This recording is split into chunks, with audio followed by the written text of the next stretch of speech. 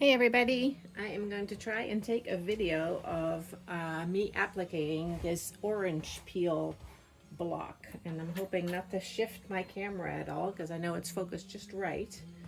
So give me just a second to get myself positioned here. It's kind of tricky with the tripod sitting in my way. So I have my appliqued orange peel, and I'm now going to zigzag around my applique. So here's one that I've already done. I've decided already what size I want my zigzag to be. So I have my setting all set on my machine, and I'm going to show you how I go about it. I find the zigzag is probably the easiest applique stitch, but you can play around with different ones and see which one you like best. The reason why I don't like the satin stitch very much is really the satin stitch is a zigzag but really close together. I find, even though it's an easy one to use, I find that it tends to want to suck the fabric into my throat plate. And so that's why I don't like using it very much. So I don't use it very often, but certainly you can try it with your machine, see how you like it. I like using zigzag the best, although blanket stitch is really pretty easy too. So on my machine, it takes a couple of stitches to get started. And I know on my machine that my needle is already on the left hand side. So I know where I'm going to position my fabric, which is, or I'm sorry, my needle, which is going to be right here about where, how wide my zigzags is going to be. So I've already stuck my needle in my fabric. It's going to take a couple of stitches to lock the thread, and then it's going to start stitching. So I hope you can see that. And what I do, I like to hold my hands on my fabric just to kind of keep it steady and also to prevent it from being sucked into my throat plate. It won't really be, but if I'm holding it and kind of holding it taut, it for sure won't be. So I'm going to get started here. So it's going to take a couple of stitches, and now it is doing the zigzag. And so I'm gently guiding my my fabric under there. And what I'm trying to do is touch my needle just barely on the outside of the shape. So you don't want to have it in the shape, but you don't want to be too far away. And the more applique that you do, the faster you'll learn, or the more you'll learn where your needle lands. And that's just something that comes with practice. So as with everything, practice makes perfect. But I would say don't worry about it if it's not perfect, because you know what? It's something that you've made with your heart, and whether you make it good for yourself or for somebody else, they should appreciate it because you've put all the time and effort into it.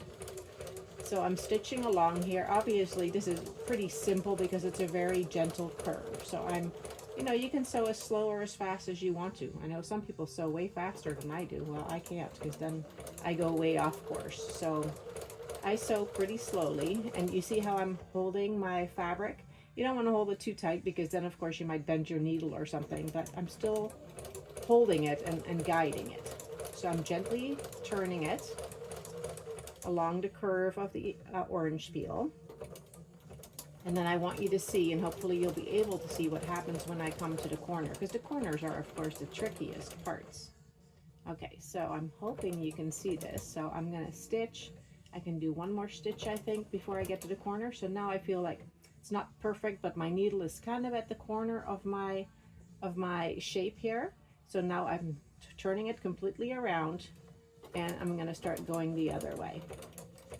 And see how my fingers are kind of holding my fabric to go like this, just to kind of keep it taut. And I can already tell that I've not done a perfect job, but I blame that on the fact that I can't sit as close as I want to sit to see what I'm doing because my tripod is in the way. That's my excuse, and I'm sticking with it. So anyway, this side is just as easy as the other side, and I'm just going to stitch along. And again, you can sew as fast or as slow as you feel comfortable. And I think that when you first start sewing, you'll probably sew kind of slowly. And then you can start being faster as you become more comfortable with your stitch, with your machine. And it's also going to depend on which shape you're appliquing, because if you are appliquing something with a lot of little ins and outs, you're going to want to go slower. And don't forget that you can also adjust the size of your stitch. If you have something really intricate and small and tiny, you'd want to use a small stitch. And if you have something that's big, then you could use a much bigger stitch width. Okay, so I'm coming to the end now, and I actually like to stitch right over top of my stitches I've already done when I started. And then I know that my machine, when it cuts off its thread, when I tell it, you know, use a little scissor symbol, which you may or may not have, it'll take a couple of stitches. So I've turned my fabric around so that my stitches are going to hopefully line up right next to the edge of my applique. So you'll have to do what works for your machine. I don't know what machine you're using, and yeah, I can't tell you that because everybody uses a slightly different machine. But here you go. So here is my applique shape. There's a little bit of overlap here where my one started. That doesn't bother me. If it bothers you, then you could start a little bit away from the corner and then end a little bit away from the corner. And, you know, that's all there is to it. So it's really not difficult, and I hope you'll give it a try.